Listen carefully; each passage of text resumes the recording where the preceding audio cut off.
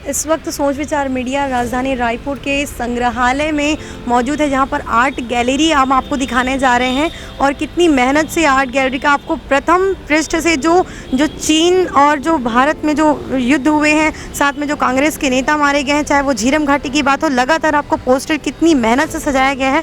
तो चलिए हम आपको एक एक करके आपको पोस्टर दिखाते हैं। जैसे कि भारत चीन युद्ध में शहीद सैन्य अधिकारी और छत्तीसगढ़ में नक्सली हिंसा में शहीद हुए जो सीआरपीएफ पुलिस अधिकारी, कांग्रेस और भाजपा के जो नेता हैं, उनको माओवादियों ने जो प्रदर्शनी यहाँ पे की हुई है, यहाँ पे आपको दिखा सकते हैं कितने शहीद हुए हैं। और इस पर खूबसूरत आर्ट गैलरी और बहुत ही मेहनत से बनाया गया। तो हम आपसे निवेदन करेंगे कि आप एक बार ज़रूर इस आर्ट गैलरी का प्रदर्शनी को देखें, समझें, किसी की अंतः वेदना इसमें लगी हुई है। आर्ट गैलरी का आपने पूरा भ्रमण किया, आप इसको किस नज़रिए से देख पा रहे हैं और प्रदेशवासियों से क्या कहना चाहते हैं? देखिए, एक देश के और देश के आसपास के देशों में जो आतंकवादी संगठन है और उनके इतिहास के बारे में और उसके समाधान के बारे में अलग अलग लोगों ने क्या विचार किए हैं, कैसा सोचा है, इसके बारे में इस प्रदर्शनी में जानकारी दी गई है। और सबसे अच्छी बात यह कि नई पीढ़ी इस इतिहास को नहीं जानती है, तो इस इतिहास के बारे में भी जानकारी दी है। मैं प्रदर्शनी के आयोजक इनको बहुत बहुत बधाई देता हूँ, शुभकामनाएं देता हूँ कि इन्होंने अच्छी जानकारियों को एकत्रित कर और यहाँ पर प्रदर्शित किया। निश्चित रूप से इसके देखने वालों को हमारे चाहे वो नक्सलवादी हो, चाहे वो आतंकवादी हो, पीपल्स वार ग्रुप हो, राजनीतिक दल हो, उनका इन सब के बारे में क्या सोच रहा है, इसकी जानकारी इसके माध्यम से मिलेगी। प्रदेश की जनता यहाँ तक पहुँचे, इसके लिए आप क्या अनुरोध करना चाहते हैं? मैं कहूँगा कि ज़्यादा से ज़्यादा लोगों को, जिनको इतिहास के बारे में, आतंकवाद के बारे में, जिनको जानकारी रखने में इंटरेस्ट है, उनको यहाँ पर आना चाहिए और इस जानकारियों को देखना चाहिए, पढ़ना चाहिए और अपनी जानकारी बढ़ाकर और लोगों तक पहुँचाना चाहिए। इसका उद्देश्य ये है कि जो हमारे पब्लिक है और हमारे नौजवान हैं, विद्यार्थी, छात्र छात्राएँ, ये जाने कि अंतर्राष्ट्रीय राजनीति में आज कितनी खतरनाक स्थिति है और वह हमारे देश की जो राजनीतिक पार्टियां हैं, कांग्रेस और भाजपा, केंद्र में और राज्य में, उन पे दबाव डाले कि हमारे विशेषकर छत्तीसगढ़ के संबंध में इन पॉलिटिकल पार्टी पे दबाव डाले कि वो अपने एजेंडे में सेट करे कि हमें यहाँ नक्सली आतंकवाद को समाप्त करना है। नक्सली आतंकवाद लड़ेंगे पुलिस और सीआरपीएफ की जवानी, लेकिन जनता का दबाव, मीडिया का दबाव राजनीतिक दलों पे होगा। राजनीतिक दल अपने घोषणा पत्र में शामिल करे, अपने पार्टी के क्या क्रियान्वयन करना, क्या कार्य करना, उसमें क्रियान्वयन करे। और अगर ऐसा नहीं करेंगे तो फिर कांग्रेस और भाजपा के जो भी पॉलिटिकल पार्टी के लीडर्स हैं, जैसे झीरम घाट में डेथ होते गए, ये ऐसे ही होता रहेगा। पब्लिक भी डेथ होते रहेगी। ज्ञानेश्वरी एक्सप्रेस में सिर्फ बस्तर के आदिवासी डेथ नहीं हुए, भारत की जनता डेथ हुई है। ऐसी कई जगह से ट्रेन के काट देते हैं वो लोग, कितने खतरनाक काम करते हैं। तो इनके लिए उनको पूर्णतया पराजित करना बहुत आवश्यक है। और अब जो तालिबान ने जो अमेरिका के हथियार उनके पास पहुंच गए हैं, वो कश्मीर के आतंकवादियों को तो मिल ही रहे हैं, अभी भी मिल ही रहे हैं। और निकट भविष्य में 2-3 महीने में इन नक्सलियों के पास पहुंचेंगे वो हथियार, वो अमेरिका के हथियार, और बड़े सस्ते में पहुँचेंगे। और नक्सलियों के पास टाटा बिरला जैसा पैसा है उनके पास, धन है, इतना धन है उनके पास, तो वो आराम से उनको मिल जाएंगे, तो वो और दबाव डाल सकते हैं। तो लेकिन पब्लिक का दबाव अगर कांग्रेस और भाजपा अगर नहीं कर सकती तो देश की जनता, छत्तीसगढ़ की जनता उनको जवाब देगी, इन अंतर्राष्ट्रीय आतंकवादियों को और अपने छत्तीसगढ़ के आतंकवादियों को। छत्तीसगढ़ सीपीआई माओवादी को छत्तीसगढ़ की जनता देगी और देश की जनता इस तालिबान को, चीन को, पाकिस्तान को जवाब देंगे, क्योंकि हम लोग, पूरा देश तृतीय महायुद्ध के मुहाने पे बैठा हुआ है। जो आप छत्तीसगढ़ के इतने खूबसूरत आपने जो आर्ट गैलरी बनाए, एक लाइब्रेरी शहीदों के लिए आपने तैयार कर दी है, जी जी, यहाँ तक लोग कैसे पहुँचेंगे जिसको अच्छे से लोग पढ़ पाएँ, समझ पाएँ और अपने आपके अंदर की जो अंतः वेदना हमने अभी समझी, इसके बारे में आप क्या कहना चाहते हैं? अब इसके बाद मैंने प्रेस वार्ता वगैरह ली थी, है ना, और फिर मैंने कुछ फ्लेक्स वगैरह बनाए और अब उसके लिए मैंने 200 निमंत्रण कार्ड छपवाए थे, उनको बांटा भी मैंने एक हफ्ते के अंदर। अब लेकिन अब हमारी मतलब इतना ज़्यादा पैसा खर्च हुआ हमारा, मेरा अकेले को, मतलब ये है कि अब मुझे 50,000 पेंशन मिलती है, 20-25,000 रुपये हम लोगों को परिवार को, मेरे को और मेरी पत्नी को लग जाता है। मेरा बेटे बेटी दोनों सरकारी नौकरी में है, तो मेरे को वैसा कोई ये नहीं है। लेकिन मैं समाचार पत्र में वर्तमान में विज्ञापन देने में असमर्थ हूँ, और ये राष्ट्रीय कार्य है। मीडिया, पब्लिक और राजनीतिक दल मिलके अगर इस हिंसावाद को नहीं रोकेगी तो हम सबको परेशानी होगी। अब जैसे अफगानिस्तान में वहाँ के पत्रकारों को परेशानी हुई, भारत में तो ऐसी परेशानी नहीं है, लेकिन जहाँ अंदर के इसमें वही लोग पहुँचते हैं जो उनके मतलब उनके समर्थक है या जो भी है उनसे अच्छे संबंध है, वही पत्रकार वहाँ पहुँचते हैं, है ना। और अरुंधति राय तो हमेशा पहुँचती रहती है। तो मैंने अरुंधति राय ने जितना किया था 20-25 साल में, और जो कुछ भी इन्होंने 20 साल में उन्होंने बयान दिया है ना, तो सरकार तो उसको पकड़ नहीं पाई है, मतलब उसको अरेस्ट नहीं कर पाई। अगर मैं हुकूमत में होता तो मैं उनको तो बिल्कुल अरेस्ट कर देता। तो मैं पब्लिक को उसके सारे जवाब दिया अरुंधति राय को, है ना। वो उनके जो ग्रंथ, उनका जो उपन्यास है उसको कितनों ने पढ़ा, इस छत्तीसगढ़ में किसने पढ़ा है, और उसको कैसे पुरस्कार मिलते हैं। ये सब प्रायोजित पुरस्कार होते हैं, इसका मतलब है ना। भाई एक इंसान, मैं 8वीं साल की उम्र से इतने छोटे से बच्चे से मेरे इतिहास में मेरा ये रहा, रुचि रही है कि नहीं। और फिर मैंने 10वीं तक की इतिहास पढ़ा। मैं तो एक इंजीनियर आदमी हूँ, सिविल इंजीनियर, लेकिन मेरा इतिहास से लगाव हमेशा रहा। एक दैवी प्रेरणा से मैं पढ़ता रहा।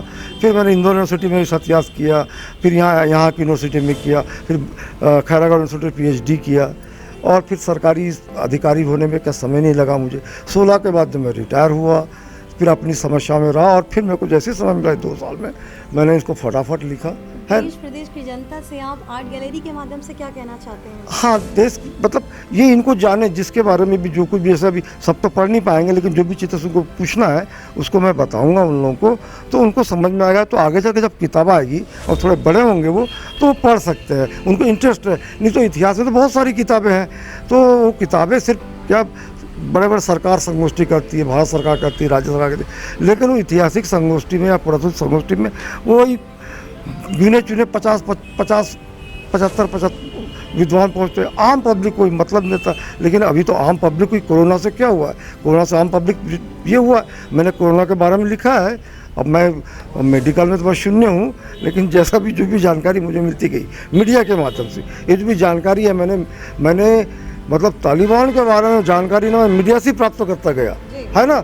और अब जुलाई अगस्त में और फटाफट लिखते गए एक दिन की बातें, और उसको जमाया 10 दिन में। मैंने अभी शरीयतवाद वगैरह का, इस्लाम का उतना प्रारंभिक अध्ययन नहीं किया। मेरे पास कुरान शरीफ ज़रूर है, हिंदी, उर्दू और अरबी में। तो उसका मैं आगे मेरा ये है कि मैं उसको बेहतर रूप से करूँ कि मतलब ये शरीयत होता क्या भला है ना।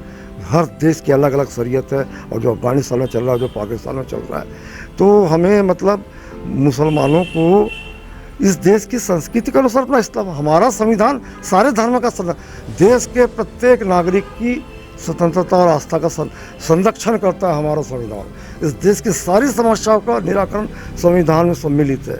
लेकिन ये सरकारें, खैर सरकार भी 1950 से उतनी ताकतवर नहीं रही, लेकिन धीरे धीरे क्रियान्वयन कर रही है। उसी के तहत ही किसानों को जो मिल रहा है। अंतिम प्रश्न है कि आप ये पहले प्रथम पंक्ति से अंतिम दीवार तक के जो आपने एक जो संकलन कैसे किया, आपने क्या खुद की आपने डायरी बनाई, लिखी उसको, फिर उसको फ्लैक्स में देखो, मतलब चीन के बारे में, चीन, जापान और इनके बारे में जानने के लिए मेरे पास एक अमेरिकी लेखक की किताब थी जो हिंदी में थी, सुदूर पूर्व करके, है ना।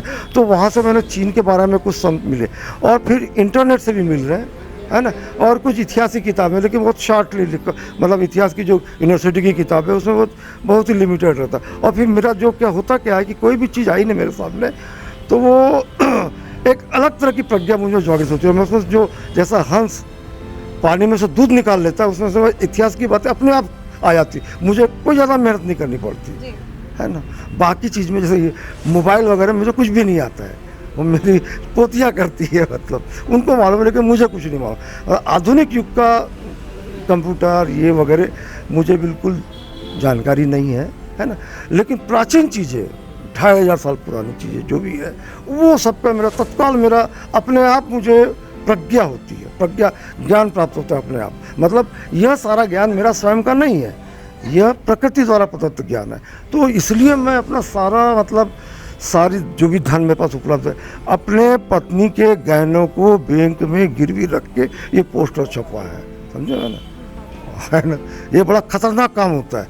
वो मतलब ईश्वर उन्हीं लोगों को ये देता है ज्ञान कि जो कर सकते हैं, उसकी हिम्मत रखते हैं। और आर्ट गैलरी में विशेष अतिथि के रूप में छत्तीसगढ़ स्वाभिमान संस्थान के अध्यक्ष, छत्तीसगढ़ राज्य निर्माण के भागीरथ डॉक्टर उदयभान सिंह चौहान यहाँ पर उपस्थित है। चलिए इनसे जानते हैं कि ये इस आर्ट गैलरी को किस नज़र से देख पा रहे हैं और प्रदेशवासियों से क्या कहना चाहते हैं। आइए जानते हैं। पहले तो मैं सब सोच विचार मीडिया को साधुवाद देता हूँ कि आपने जागरूकता का परिचय दिया है कि हमारे समाज में, देश में क्या हो रहा है, इस विषय को लिए जो आज आर्ट गैलरी में आए हैं। इनका जो हमारे इंजीनियर रिटायर्ड टी राम टेके द्वारा ये आज यहाँ एक राजधानी संस्कृत विभाग जो गैलरी आर्ट में आप देख रहे हैं, ये गैलरी आर्ट में एक इतिहास के उन पन्नों को दोहराया जा रहा है। इतिहास के उन पन्नों को दोहराया जा रहा है कि जिनको लोग भुला दिए हैं, वो इतिहास को पुनः आज अध्ययन करें कि क्या था भारत, तिब्बत क्या था, चीन क्या था। उस इतिहास को, इसको पढ़ने के बाद आज की पीढ़ी, युवा जाने कि हमारा भारत और आज जो माओवाद जिसको नक्सल हिंसा कहा जाता है, उसके निदान का कैसे होना चाहिए। इतिहास से कई चीज़ें हमें सीखने को, समझने को मिलती है। वो इतिहास के पन्नों को इस पोस्टर के माध्यम से, जहां लगभग 160 पोस्टर लगाए गए हैं, और ये जागरूकता का अभियान है।